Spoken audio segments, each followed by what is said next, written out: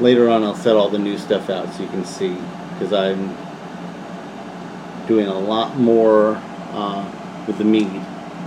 I liked making mead. It wasn't coming out quite as good as I wanted, so Make it better. I bought some new stuff, and we're gonna make it better. Pens. Pens in your face. You didn't take down the pants. No. For shooting. Hey, do it. We're shooting. I'll just stand Okay. over there. Hello! Once again on my bullshit. Yes. Last year, I did some mead making. You did. And it turned out okay, but now that I'm drinking last year's mead, it could be better. So I invested in some better stuff. I'll bring you through what I got. Mm-hmm. So I got this to ferment. Now this goes up to 3 gallons. I'm still going to do 1 gallon at a time until I have recipes that I really like. But what I like about this is that it's got a collection area in the bottom for all the silt. So you don't disturb the silt when you run it off. You just twist this and it'll come out. And I did a test earlier. You only lose about 2 cups to that. That's nice. So there's not a lot of loss there. I also got new bubble air locks. This one's not full yet. You fill it up to here, and that allows the bubbles to get out, but nothing gets in. These are the better ones because you can take them fully apart to clean them. Everything here has already been cleaned and sterilized today. So we're ready to make it. I got a notebook for making notes about my mead so I can recreate stuff that I like. I'm changing the yeast. I was just using like a champagne yeast, but apparently this one keeps, especially for making melomel, which is mead with fruit in it. This keeps a lot of the fruit flavor. So that's how it got rated. So I picked up some packets of this yeast to use, and got some stabilizers. When you want your mead to be done fermenting, you put in a little bit of both of these, and it stops the fermenting process. So at that point, you can add more honey if you want a sweeter mead. Right. I also, at the Ren Fair we went to, I got my own mead horn. Had to get it with a wolf on it in honor of our wolves. Oh, also, I'll come around here. I also finally got a gravity measure. So what this does is when you first make it, you fill this, you put it in here, and it floats. And where it floats tells you basically the density of it.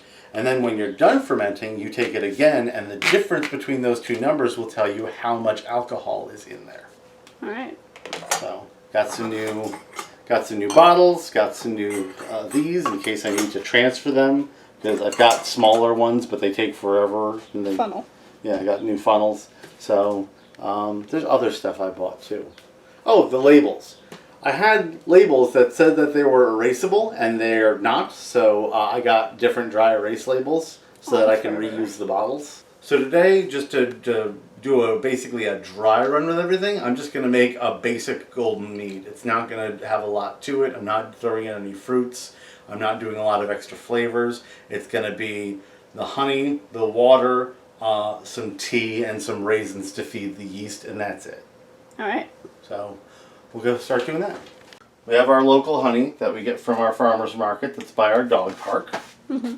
I'm going to get 3 pounds in there to start us off.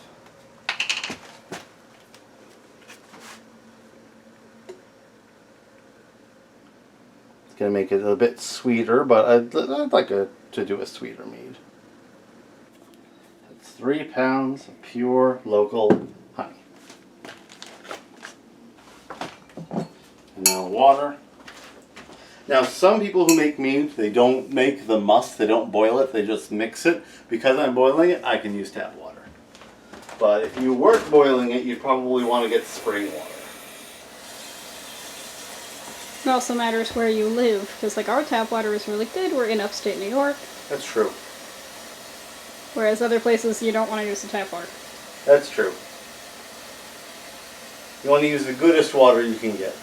The goodest. The goodest. So, I overfilled this a bit because, again, we're losing like 2 cups in the fermentation process. So this goes in here.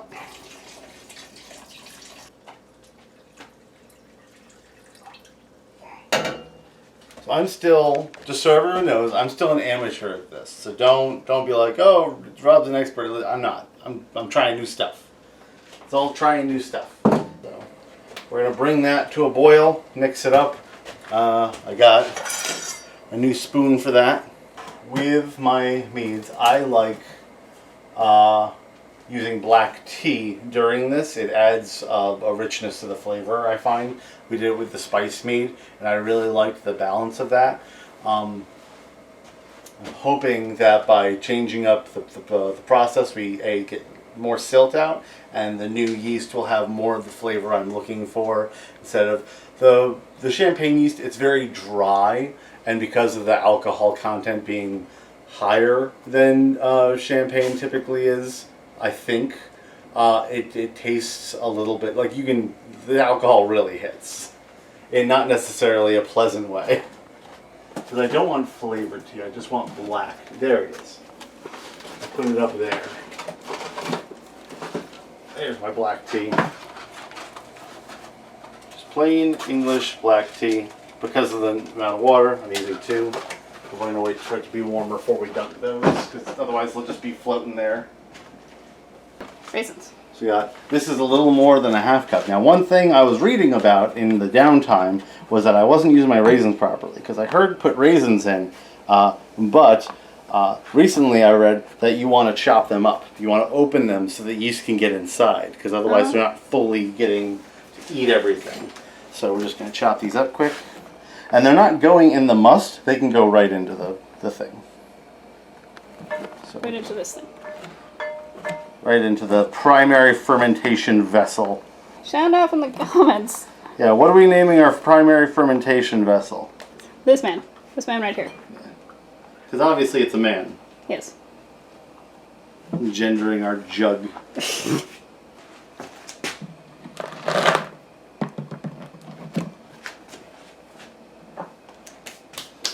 So now it's all chopped up. The yeast will be able to get inside them now and eat all the goodies out. You do have to be somewhat careful because this is all very sticky. If something goes wrong, it's a very sticky situation. So I'm getting the foam off. The rawer your honey, the more color you're going to see here and the more foam you're going to get. Yeah. It's not necessarily a bad thing, it's just a purity thing. We just want honey and water, and if there's foam, there's something else that's creating the foam. Something alive. No, nothing's alive in there, it's boiling. Alright. But something else, because the honey's not just honey, there's wax pieces, there's wax shards in there. So. Whenever I'm in the kitchen, she finds something on the floor to eat. What did you just crunch? Hey, tell me. Tell me. Answer your mother. Tell me what you just ate. I don't understand what that crunch was. Okay. Keep your secrets. About tea time? It's about tea time. Not quite. I want to get a little bit of a boil going before I turn it off. We'll let it cool, then we'll put it in the plastic.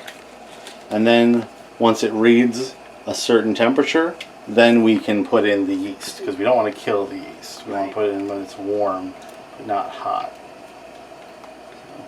How many bags? 2 bags.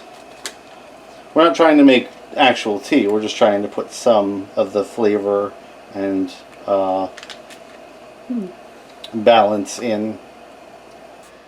This makes me want like a wizard character whose tome, where they're writing down all their stuff, is just a binder. Go to the medieval staples. Medieval staples. Yeah. Yeah. What's today's date? The 1st. So it's this. Yes. 7/1/23. Yes. I'm taking the black tea out. It's not in the way. So the thing is, at this point it really wants to boil, but because the honey is sticky, the surface tension is more. It keeps the bubbles down for longer. So if I don't stir it, you'll hear it go, and that's like the bottom might be getting a little bit of char on it. We don't want that, so I'm gonna keep stirring it. Okay, so we're letting the must cool. Unless is what you call the heated honey and water and everything. You must let it cool. Yeah, we're letting it cool. It's got to be under 100 degrees before it goes in here. And then we'll watch this. This actually comes with a neat little temperature thing, so I'll know when it's a good temperature to put it in. That's nice. So today's running a little warm in general. So yeah, so we just wait for that to stop smoking, and then that goes into there. The yeast goes in. We stir it up, and we should be seeing bubbles for the end of the day. A little warm out, but this one She wants does to go that, outside anyway. It's a little warm out, and Canada's on fire. And yeah, she's like, it's okay that the air is poisoned. Whatever. She also let me groom her a little bit today. She's got so much fluff coming off of her. So much fluff. So much fluff. I'm making stuff with honey. There's a different tar and feather. Just honey and husky. Because you will get covered in fur. You want to go out? Looking at you like that was mine. I was saving it. It's mine now. Look at all this.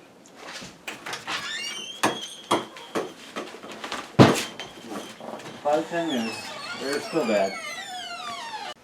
Alright, this is the part where if I spill, the kitchen becomes very, very sticky.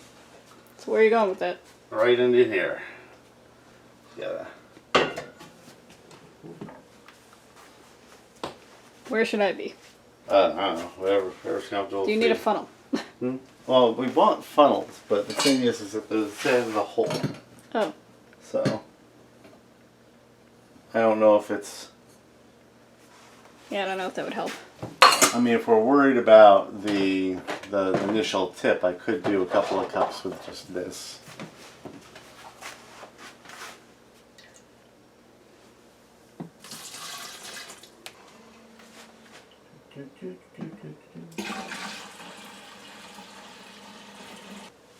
I'm just gonna wait for the temperature reading to stabilize. If it tells me it's too hot, then we won't add the yeast yet. If it stays there, then we can add the yeast. Just mix it up. Got the raisins in there. Now, from what I remember, I think once the process starts and everything becomes bubbly, I think the raisin's gonna float. Probably. Making sure it's under 100 degrees. I have to make sure it's under 100 degrees. Almost. It's 106. Okay. Because you don't want to kill the yeast. Yep. Over 100 might survive. It's dangerous though, so we're not gonna chance it. Alright. Gravity reading? It hasn't reached room temperature yet. I wonder if I should do a gravity reading. I might have to do a correction for the. Might have to do a correction for the temperature. Yeah, because it's not. It's not at standing temperature yet. So maybe once the yeast is active, I'll do a temperature. Because it's not going to change it that quickly. Yeah. Fair enough. My thing came with a conversion table. I had to laminate it myself, though, because I'm like, this is going to be around a lot of sticky liquids. I'm going to have to reference this. So I laminated it, because why wouldn't you laminate? Yeah. The paper. Yeah. I'm sure a lot of like people who get into this have it memorized. I'm not there yet. I'm beginning, so I laminated it, because I'm a nerd. It's going to get wet and sticky. Yeah.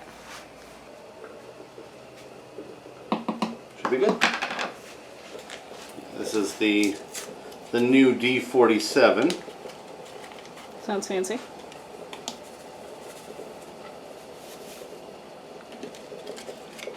Now some people I don't pre-activate my yeast. A lot of some people use yeast nutrients, but that's what the raisins are for. So mix it in. Like a potion. Yes, toil and trouble. This is foamy, but you haven't seen it bubble there yet? Yeah, when the pressure changes in here, it should bubble there like that. But we're waiting to see the bubbles start going, which it's been like 10 minutes. It takes like an hour or two to get going if it's good, if the yeast goes right away. This is new yeast, so I don't know how long it takes to get super alive. Right. The yeast I had been using is 2 hours. It's raining. Well, the yeast is alive. Bread. Is it supposed to be bread? It's not normally so foamy, but I'm using a different yeast. But is that just foam or is it bread? It looks like bread. Well, yes. I mean, it's yeast. We should be seeing bubbles here if it gets really active, but the foam's a good sign. It's a good sign. Okay. Just bubbles. Let me take a sniff. Sniff. Don't want to keep it too open for too long though, because I don't want other stuff getting in there. So it's the next day. Should have done this last night, but I wanted to make sure it was cool. So we're going to test the gravity of this. The gravity of the situation.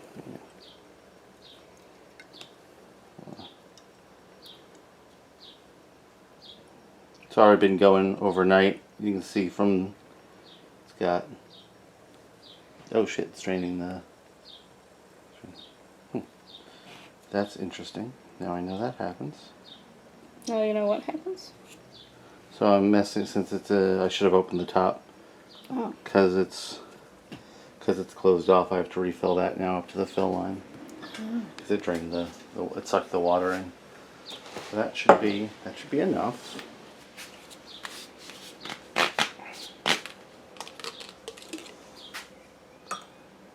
Oh, that's maybe too much. I didn't keep that into account. So, okay, let's do the top. I'll put some back. Can you tell this is my first time using this apparatus? You're along with us for the ride.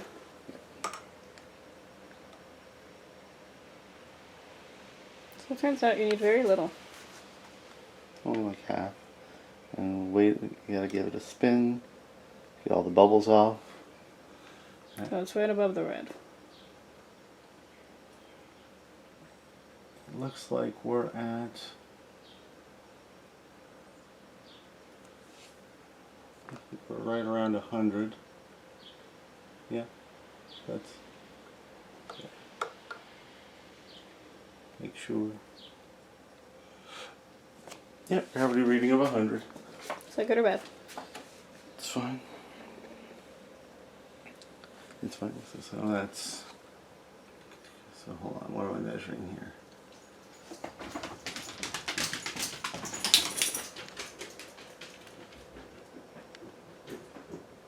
So it gives you little guides of what it is. So like dessert wine, which would be sweeter, would be higher than table wine. I don't know if I know how to read this. Oh, there's still bubbles on it. Come on, get the bubbles off. So it's 1.1, I guess. Oh, okay. They just dropped the 1 point. These are 1 points. Huh. So that's, because that's 1.0 and that's 1.1. So this is at 1, if I'm reading this right, it's at 1.1. Okay. So that's going to be our starter is 1.1. So we have our initial reading, which isn't wholly accurate because we took it the next day. It's already, you can see it's already active. It's creating the krausen on top, which you call bread. Yes.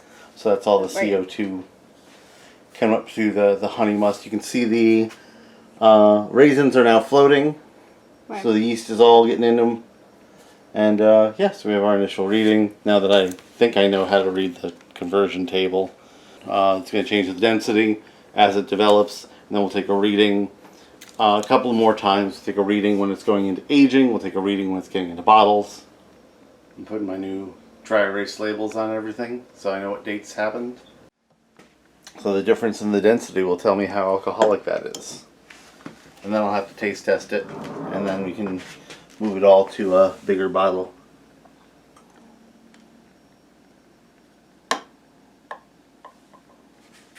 Well, that's just at the bottom. There it goes. It's definitely floating lower. What does it mean? I have to check my...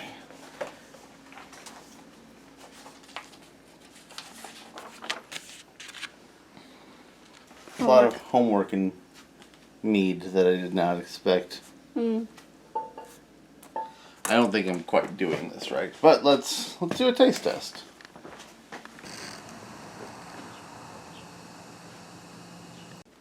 I was making Mead last year, it was coming out. Oh, that's much better. It was coming out very dry, and like the alcohol was very sharp on your tongue. So I changed. Oh, that's so much better. That's much better. That's so smooth. It almost has like an appley finish. Do you smell that? Oh, yeah. It does. It smells like cider. Yeah. That's just honey and raisins. That's all right. Golden Mead. That's really good. See, the last time I would sip it, and it was definitely alcohol. But then, if you poured yourself like a wine-sized cup, you're like, I don't want to drink that much of this. Right. It was very alcohol-y and very dry. We're already making improvements, and all we did was change the vessel and the type of yeast. 8-1.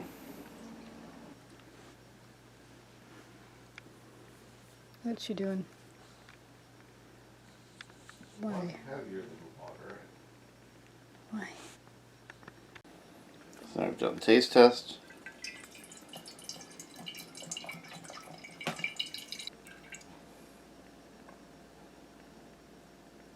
What we're doing is, this is, we're done with primary fermentation. The secondary fermentation, we'll get the rest of the dead yeast to fall out. If I can do it so it'll fit, I'll fit this in the fridge, because the cold also helps the yeast separate. But for right now, just throw some water in the bubbler so that there's only airflow one way, and just let it keep doing what it's doing, but it doesn't need the yeast doesn't need food anymore at this point. New vessel went well. Part of the reason for the weird shape of it is, if I can, look at all that skunk that we didn't transfer to the new container. Yeah. Not only the raising ingredients, but all the dead yeast had already fallen to the bottom, which is below where the spill thing is, so we didn't transfer that. That is nice. My handwriting's atrocious, my ADHD has been in full force, but that's Golden Mead 8-1. In another month, so September, we can bottle that, and then just stick it in the wine cabinet, and just let it age like another 6 months, which will help the clarity. What we're looking for now is we're looking to be able to see through it, right, while it keeps its coloration. So we're looking for the distillates to drop out, and then it'll be much clearer, and it should also improve the taste, which I already like this one. It would probably make me a little burpy, but I drink this as is. Tell me of these other meads. So this, I initially imagined this as a creamsicle mead, but we just did a tasting. We had fruit that was gonna go bad, and I wanted to get started on my meading early this year, so we ended up with a mead. I was gonna try for a creamsicle where it was 2 oranges, 2 lemons, and a stick of cinnamon. We just tried it. We're just gonna call it citrus blossom because the only thing that comes through is the citrus. You get a splash of orange, and then the lemon lingers for a while. So, next time, we'll do less lemon. So what I had done, this has already gone through primary and secondary. Yes, it just finished secondary. Okay. So it just finished secondary. What I did for this one as a test was I put it in these jars, and I put an airlock on it, and I sucked the air out to try and coax the carbon dioxide out to speed up the secondary process where you're trying to get to release all the stuff that you don't want in there. And it turned out really good. I really like the taste, but it is definitely a strong citrusy flavor. So we're getting it bottled, and now we store it, and it'll be lovely at the beginning of winter, end of fall, to have a nice little splash of summer. Time to second stage our summer berry mead. Look at the color of that. That is really nice. I really like how the meat's turning out this year. It's much more full-bodied. This one's still a little dry. I might back sweeten it depending on how it ages. But it's very tasty. It's not like the meads last year were thin. I want to sniff it. And sharp. Have a taste. You get the berries. Yeah. Yeah. Mead. I got a nice shot of your chin while I was doing that because I was like, whatever is this? Just a little bit bubbly. Nice. I like it. Summer berry. 2 months in there, and then it goes into bottles. What about this one? Needs another month because it went in on 8/1. So on October 1st, this one will be ready to bottle, and then age it 6 months in the bottles for the best taste. So this is April's mead. Gravity rating of the golden mead. Yeah, I forgot to take the gravity reading. It's still aging for a couple of months, but it's good to get a gravity reading and see how alcoholic it might be. The third? I don't. Yes, I think. Yeah. I have no concept of space or time.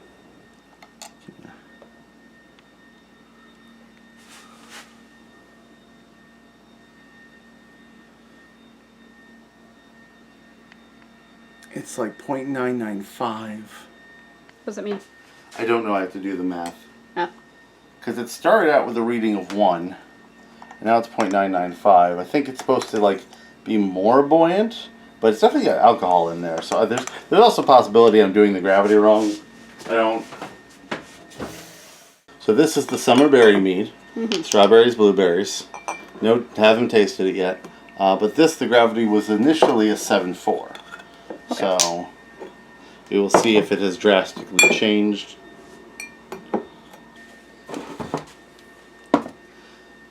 This works better if the bottles that you're going to are on a lower level.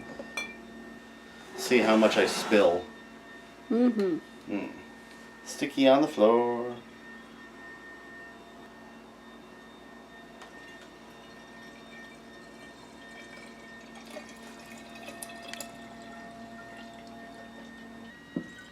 The color is pretty. Thank you.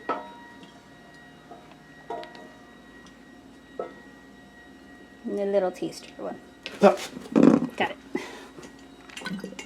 Did not fall. Real quick, we're gonna have to. Could you pour from the sampler into there? Okay. I can do one. Okay. I'll just hold it. Yeah. Lack of hands on this. We're gonna do a gravity reading with this. We're just gonna give that a minute to settle. And that'll be our tester too, so we'll just finish filling this with. I still have some in here. Tubes and such. Mad science. Yeah.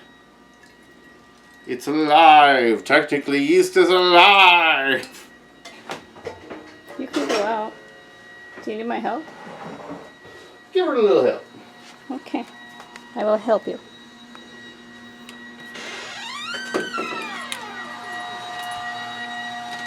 I think we're at 0.998.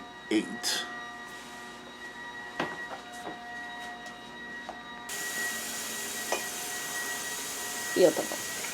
It will taste also, since we're dealing with some fruit flies, so let's just get these capped before anything gets in. Yeah. Because they would love to get at this shit. Tasting.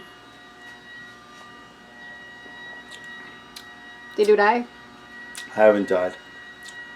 It's not as sweet as expected. I'm probably back sweeten this one a little bit. But it's like it's got the mouthfeel of like a red. Yeah, this would. Successful mead. Successful mead. I would drink this. Rock on. Rock on.